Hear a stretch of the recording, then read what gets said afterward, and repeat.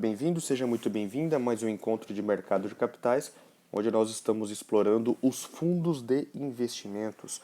Hoje a gente avança nessa discussão falando um pouquinho sobre a dinâmica de aplicação e resgate desses fundos, ou seja, quais são os critérios de conversão de investimento em cotas, quando a gente faz a aplicação, e qual o critério de conversão das cotas em dinheiro, que é o resgate. Então, toda vez que nós fazemos uma aplicação, ou seja, um investimento, nós estamos convertendo o dinheiro em cotas, que são compras, são frações ideais, são pedaços de um fundo de investimento. E depois nós vendemos esses pedaços, essas cotas, e transformamos isso em dinheiro, que é o que nós chamamos de resgate, ou ainda quando nós fazemos uma realização dos nossos lucros. É lógico, quando há lucros, né? Porque senão nós temos prejuízo e nós podemos fazer a realização do prejuízo também. Bom, então é importante dizer que os prazos são definidos basicamente pelo administrador em algumas regras. São três as regras principais. Primeiro, o prazo para conversão na aplicação, depois o prazo para conversão no resgate e o prazo para o pagamento no resgate. Em outras palavras, quanto tempo leva desde que eu aplico para que vire cota, então primeiro aqui que eu aplico para virar cota, depois que eu faço a cota virar, quando eu resgato a cota para ela virar o dinheiro depois, e o prazo depois para que esse dinheiro caia na conta. Então isso aqui é definido dentro do prospecto, dentro da lâmina, dentro da regra do fundo. A cota de abertura sempre é o valor no início do dia, a cota de fechamento no final do dia, onde eu tenho o patrimônio líquido do fechamento do dia, que é mais fidedigno. Então, para eu saber quanto de verdade eu tenho num fundo e quanto vale uma cota, o mais importante é olhar a cota de fechamento e não a cota de abertura de um fundo. Outra coisa importante também é o que normalmente nós temos como prazo de conversão das cotas. Primeiro, a aplicação. Ou eu compro hoje mesmo, ou seja, D mais zero. Esse D é o dia que eu aplico zero, o número de dias a mais que eu tenho. Então, eu aplico, isso já vira cota. Ou, que também é comum, D mais um. Eu aplico e amanhã, ou no próximo dia útil, melhor dizendo, ele acaba virando uma cota. E o resgate depende do regulamento do fundo. Os prazos de liquidação financeira ou pagamento do resgate são definidos a partir de uma pauta, a partir de uma referência que a Comissão de Valores Mobiliários determina, que é de até 5 dias úteis para a conversão das cotas e o pagamento do resgate. Quando nós falamos de fundo de ações, a conversão é feita em D mais um, ou seja, hoje eu faço o pedido de resgate e ele converte esse pagamento aqui em D mais um e o pagamento é feito em D mais 3. Então, em D mais 3 ele cai na conta, e aqui quando eu faço a conversão de cotas em dinheiro, então cotas para dinheiro, é em D mais um. Então, normalmente, em fundo de ações, eu faço o pedido hoje, em 3 dias ele cai na minha conta. Quando eu falo de cota de fechamento, reflete então o patrimônio líquido no final do dia. Aqui que nós conseguimos fazer uma avaliação mais fiel do patrimônio de um fundo. E o cotista só vai saber o valor da cota no dia seguinte, porque como ele faz o fechamento do fundo, o mercado fecha também. Eu tenho as operações encerradas no final do dia, eu tenho um negócio chamado aftermarket, que é quando eu tenho ainda a realização das negociações finais que foram agendadas durante o dia e só me registra então o valor da cota para o dia seguinte, o dia útil seguinte. A cota de abertura reflete o patrimônio líquido do dia anterior, então ele fecha no dia anterior ele abre com o valor da cota do dia anterior e corrigido, né, por alguma eventual negociação feita no aftermarket. O cotista sabe quantas cotas adquiriu ou resgatou, e só é permitido para fundo de curto prazo. Você vai ver que fundo de curto prazo ele tem algumas características muito próprias que a gente vai ver a seguir.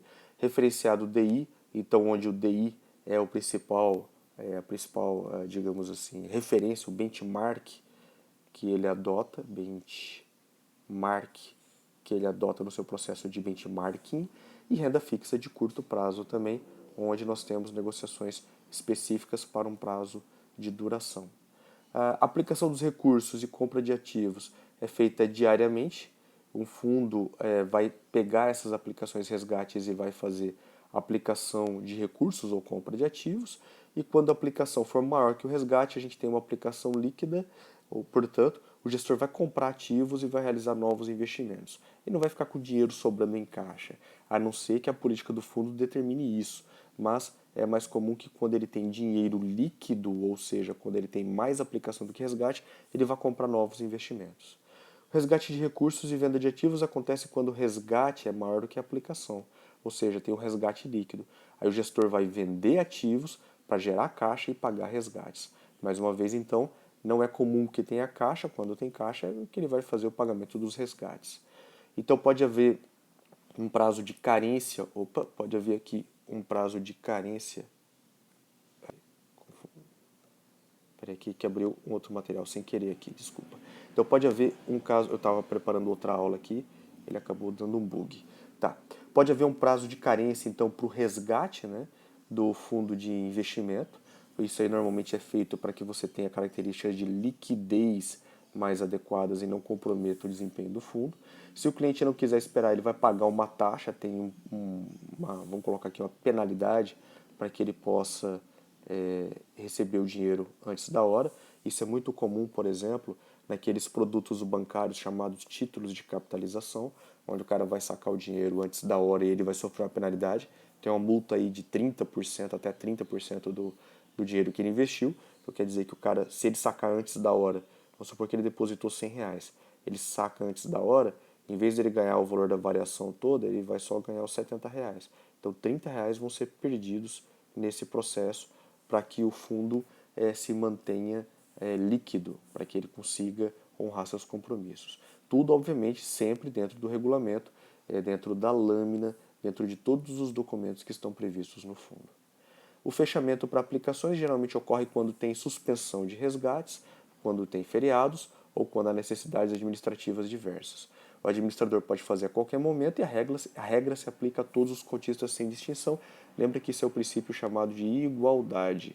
Não importa quantas cotas você tem, você é tratado da mesma maneira que quem tem mais cotas. A diferença é na hora de votar, mas os direitos e as obrigações são os mesmos.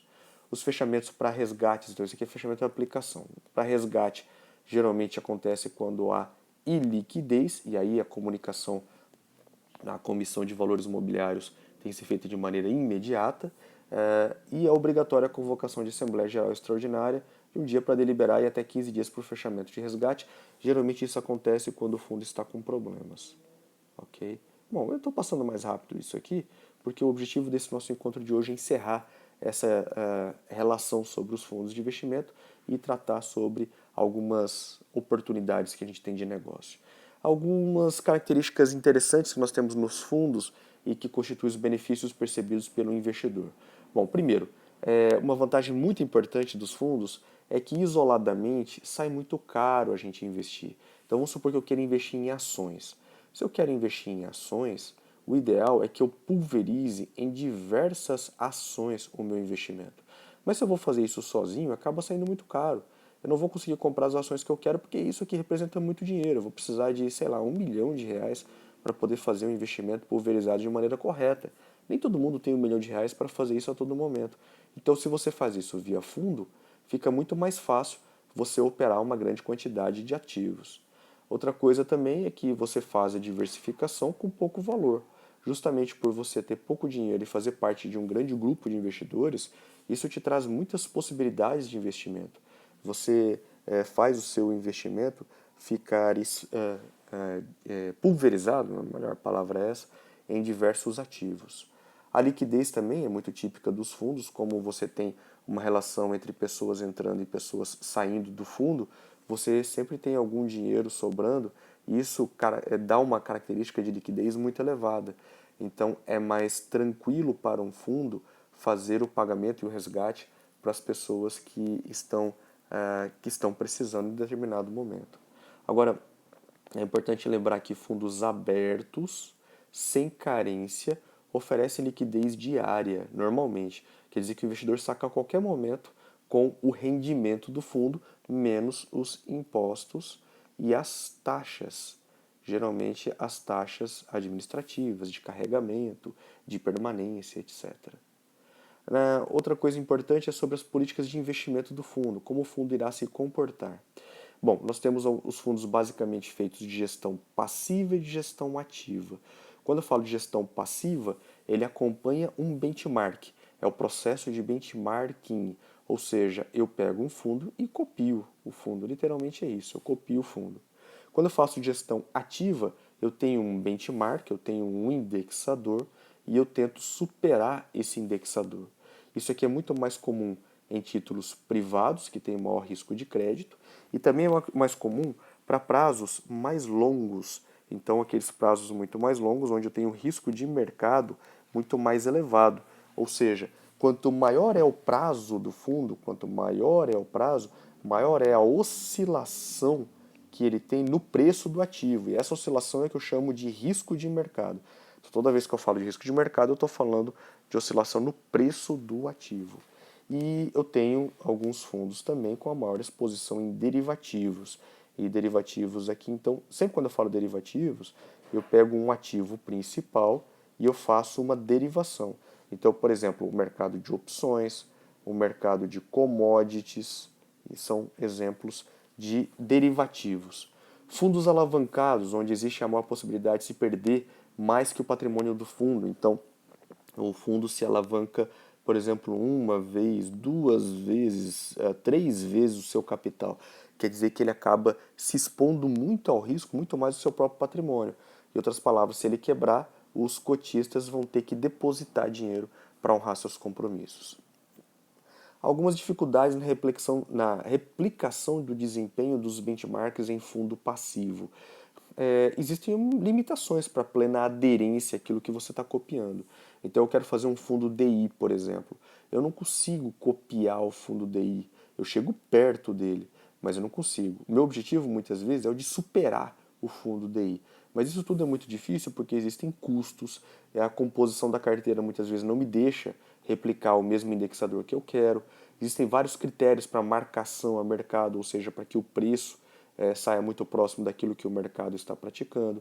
Existem impostos e taxas, existe uma série de coisas. E quanto mais próximo do comportamento do benchmark, maior é a aderência. Então, a aderência é a aproximação, é a cópia, é a fidelidade que nós temos a um determinado benchmark, a um fundo que nós estamos querendo copiar. Bom, nós falamos agora há pouco de fundos de curto prazo e de longo prazo.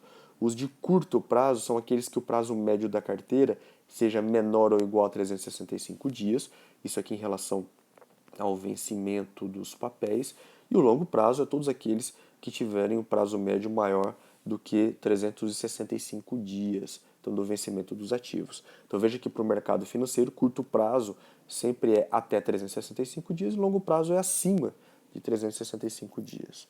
Daqui a pouco a gente vê alguns detalhes sobre impostos. Algumas políticas de investimento e os instrumentos de divulgação que nós temos para essas políticas. Bom, eu vou falar para você de maneira geral, tá? Termo de adesão, então, vamos dizer assim, um contrato onde o cotista ele fala, ele garante que ele conhece o regulamento. Eu chamo de prospecto porque eu aqui não atualizei ainda, tá?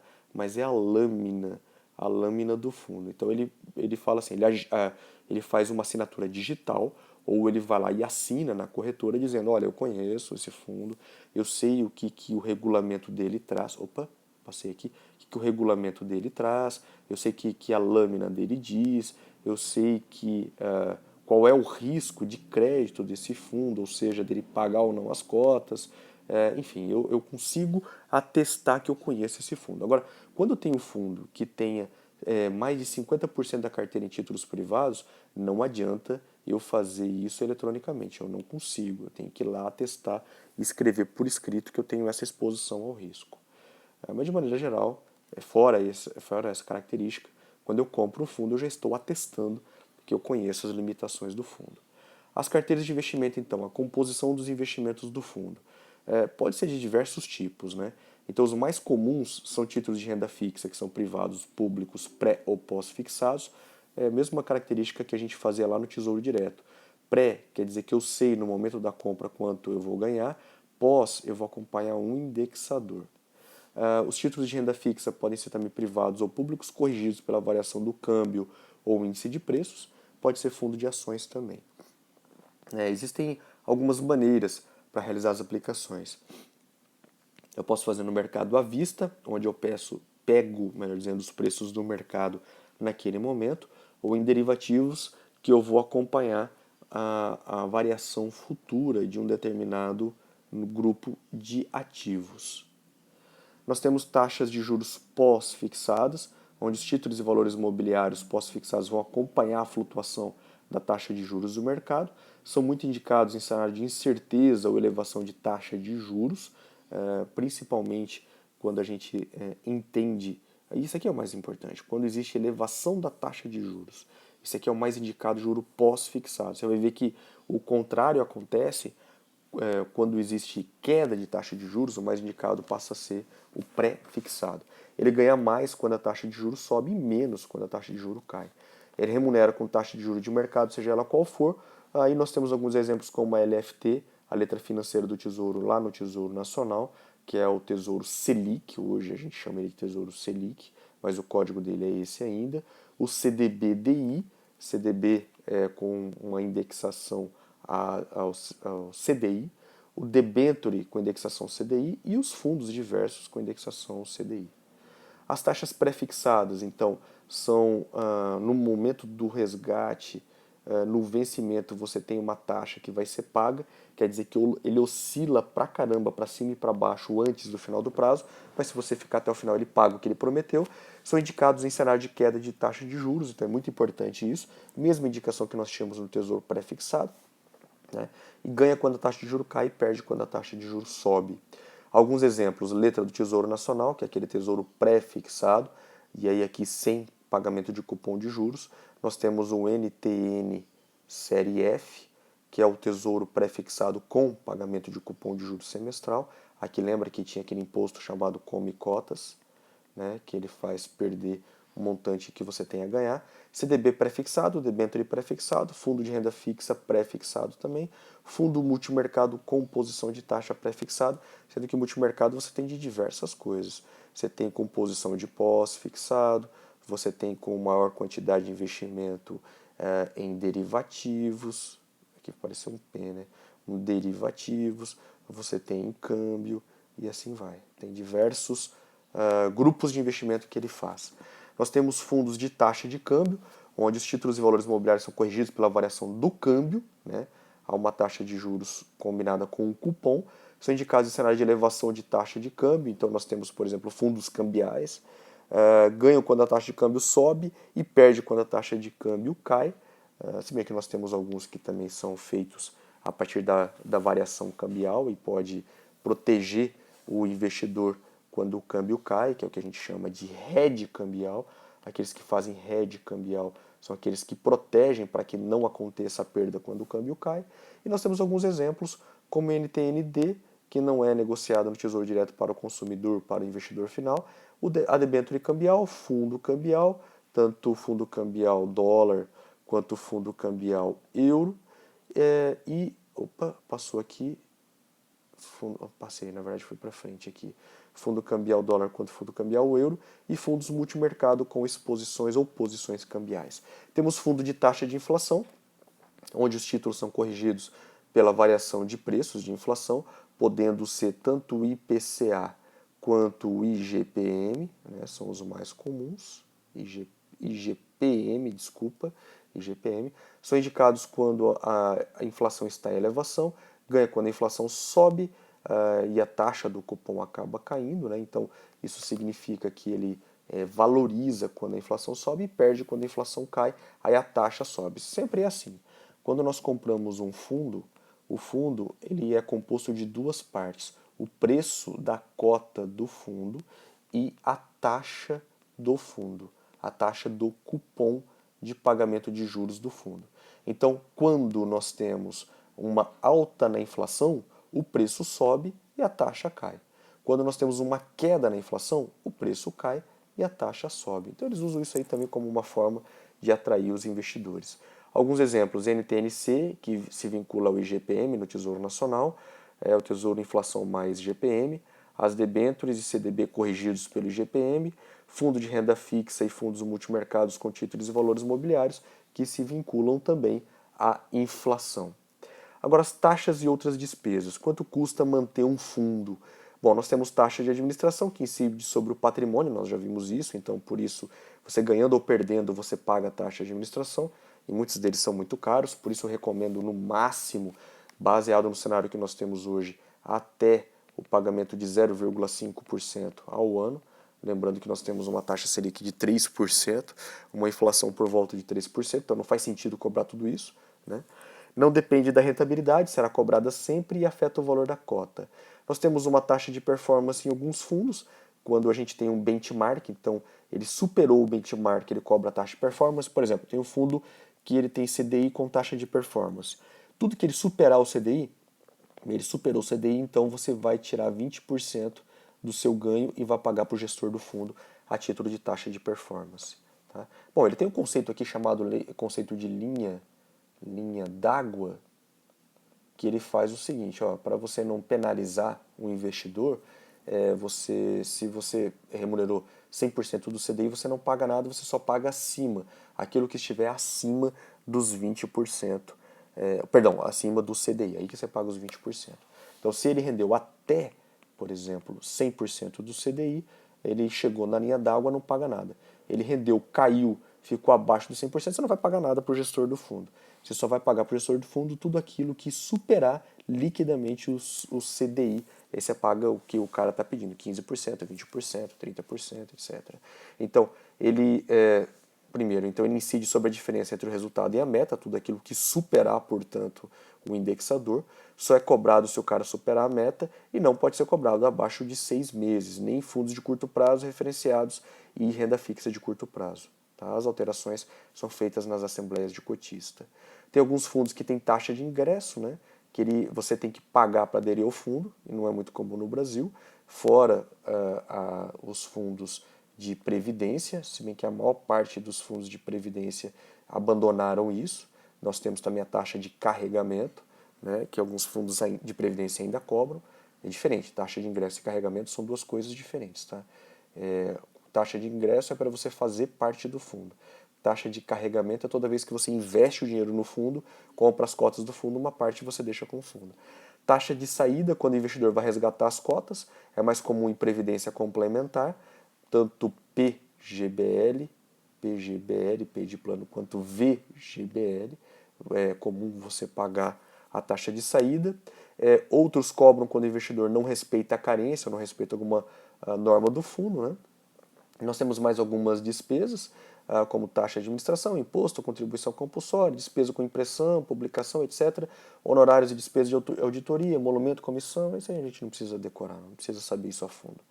A classificação da CVM em relação aos fundos. Nós temos então fundo de curto prazo, aí eu vou passar mais rapidamente, não é muito importante isso para a gente aqui na graduação.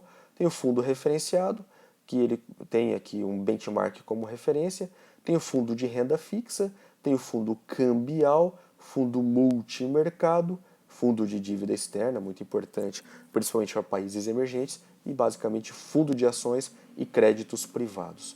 Temos ainda fundos de longo prazo, temos outros tipos de fundo, e aí isso daqui é o mais importante para a gente, porque nós ganhamos dinheiro nisso aqui, porque aqui é o mais recomendado para o investidor, sobretudo o investidor que tem pouco dinheiro disponível, porque você vai direto na fonte fazer os investimentos. Então você esquece de banco. Banco é muito importante aqui para a maior parte dos investidores que tem muito dinheiro, mas para o pequeno investidor não é. Então eu gosto muito das ETFs, Exchange Traded Funds, e os fundos de investimento imobiliário que nós já tratamos aqui. E fundo Exchange Traded Fund, que nós vamos ver logo mais, que faz o investimento em índices e são negociados diretamente em bolsa. Isso aqui é muito interessante, cara. Eu vou até fazer algumas colocações para você, você vai ver que as ETFs são até mais interessantes, no meu ponto de vista, do que os fundos negociados no próprio banco. E qual que é o tamanho da mordida do leão em relação à tributação dos fundos? Bom, o fato gerador sempre é o resgate ou semestralmente no último dia útil do mês de maio e novembro, quando você faz então a cobrança 2 vezes por ano. O responsável pelo recolhimento sempre é o administrador do fundo, mas na declaração de ajuste anual do imposto de renda, o investidor tem que declarar, ele vai receber os documentos do fundo, né, mostrando para ele quanto que ele ganhou, etc., qual que foi a variação que ele teve, e ele tem que fazer a declaração, mas quem paga é o administrador do fundo. A alíquota num fundo de curto prazo, então passou aqui. Fundo de curto prazo, aquele tem prazo médio de até 365 dias, ele, se ficar com dinheiro até 180 dias investido, paga 22,5% de imposto de renda, acima de 180 dias, paga 20% de imposto de renda e acabou. Lembra que o Come Cotas reduz a quantidade de cotas, não o valor, e por isso você perde o seu patrimônio. Agora, isso no fundo de curto prazo. No fundo de longo prazo, também o resgate é semestral, o fato gerador é no resgate ou semestral, e aí a alíquota é mais ampla, né? No longo prazo, nós temos até 180 dias 22,5% de imposto de renda, entre 180 e 360 dias 20% do rendimento você paga título de imposto de renda, entre 360 e 720 dias o pula maior aqui, então paga 17,5% de imposto de renda, acima de 720 dias, então a partir de 721 dias você paga 15% de imposto de renda. Eu acho que isso aqui deveria ser alterado, porque nós tivemos uma redução muito forte no ganho da renda fixa, não faz sentido você penalizar dessa forma o investidor para ganhar aqui hoje na taxa Selic 3% ao ano, CDI pagando perto disso, com uma expectativa de terminar o ano próximo de 2% ao ano, aproximadamente de 2% ao ano. Então tem que acabar com esse troço aqui e ser mais rápido. Antigamente nós tínhamos, por exemplo, LCI e LCA com rendimento diário. Então, lógico, ele sempre foi isento de imposto de renda, mas você investia hoje, amanhã você podia sacar. Né? E você trabalhar da mesma forma com o fundo CDI. Hoje, se você faz isso, você é penalizado com IOF. Então, até 30 dias, você ainda paga IOF, né? Começando com uma cobrança de 96% do seu rendimento, zerando só a partir do 30º dia, o que eu acho que é um absurdo. Os fundos de ações, então, que tem 67% pelo menos em ações, o fato gerador é no resgate, o responsável, mais uma vez, é o administrador do fundo, não tem come cotas e a alíquota é travada em 15%. Isso num fundo de ações, tá? 15%. Nós temos aqui a tributação de PGBL e VGBL, todos eles têm cobrança de imposto de renda, só que o P, como P de plano, PGBL, o imposto de renda no total resgatado, né? Só que você pode deduzir da declaração de ajuste anual do imposto de renda até 20% do limite tributável. E o VGBL, como V de vida, imposto de renda nos rendimentos, e você não pode deduzir da declaração anual do imposto de renda. Então isso aqui é recomendado para quem faz a declaração no modo completo do imposto de renda, o PGBL, e o VGBL é para quem faz a declaração no modo simplificado do imposto de renda. Eu, particularmente, falo para você que não compensa você fazer, como é que eu posso dizer, fazer um fundo de previdência complementar só para você ter vantagem fiscal. Não compensa, no longo prazo você vai ver que não vale nada isso aqui, pelos rendimentos que ele oferece. Eu sou muito mais você fazer uma boa doutrina de investimentos com Exchange Traded Funds, mais fundo de investimento imobiliário, mais alguns outros ativos como ouro, por exemplo, e o ouro aqui eu estou falando com fundos, né? Você vai ver que isso aqui, por longo prazo, é uma combinação muito poderosa do que você ficar perdendo tempo aqui com os fundos de previdência. Eu, particularmente, não gosto de fundo de previdência. Bom, e com isso aqui a gente encerra a nossa saga sobre fundos de investimento. Lembra que nós estamos falando sobre fundos de investimento, mas só que fundos bancários. Eles são muito bons porque eles acabam fazendo uma facilitação na vida do investidor, mas pela facilidade ele cobra um preço e por isso esses fundos são mais caros e por isso então são muito importantes para quem tem mais dinheiro. Eu vou mostrar para você no nosso próximo bloco os investimentos em ETFs. Aí você vai ver onde dá para você ganhar um dinheiro considerável, um dinheiro de verdade mais digno para os investidores. É isso aí, moçada. Obrigado, um grande abraço para vocês e até a próxima.